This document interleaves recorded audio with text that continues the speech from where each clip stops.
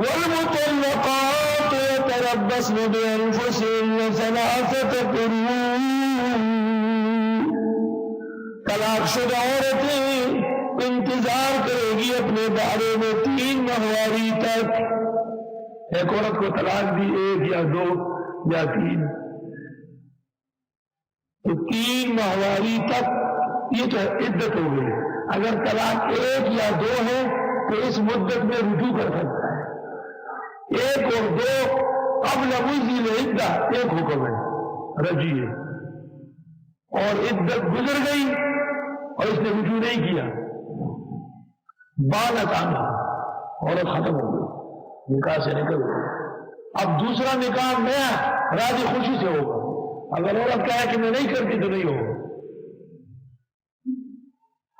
ہاں اگر طلاقات 3 ہیں تو عدت تو نہیں ہے 3 ماہواری، مگر اپنے طلاق دینے والے خاوند سے اجنبی ہے.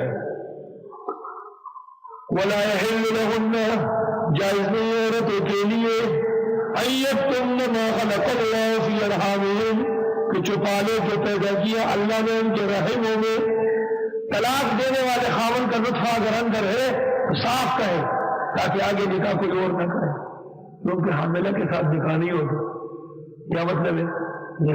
نکاح اگر ہوا تو نطفۃ الغیر کے ساتھ ہوگا، اختلاط الباء ہو جائے گا اور یہ منع ہے. اس لیے عدت طویل ہو جائے گی.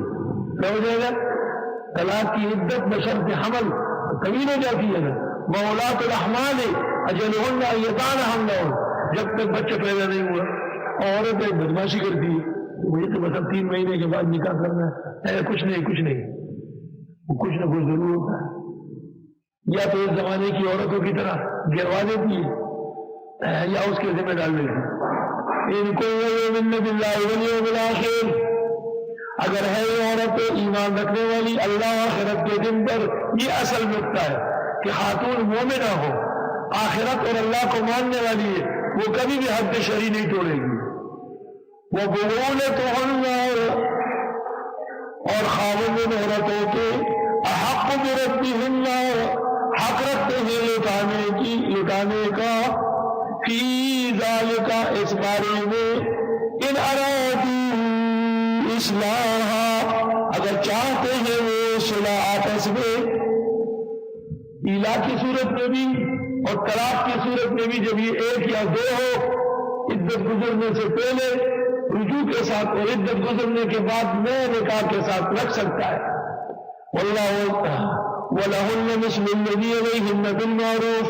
سنو خواتین، یہ تو میں کہا گیا کہ اسلام میں عورت کا حق نہیں. دیکھو ذرا، پہلے عورت کا حق پھر مرد کا حق. کیوں؟ پہلے بچے کو کھلاؤ پھر بڑے کو شور کرے گا. عورتیں صرف نازک ہیں.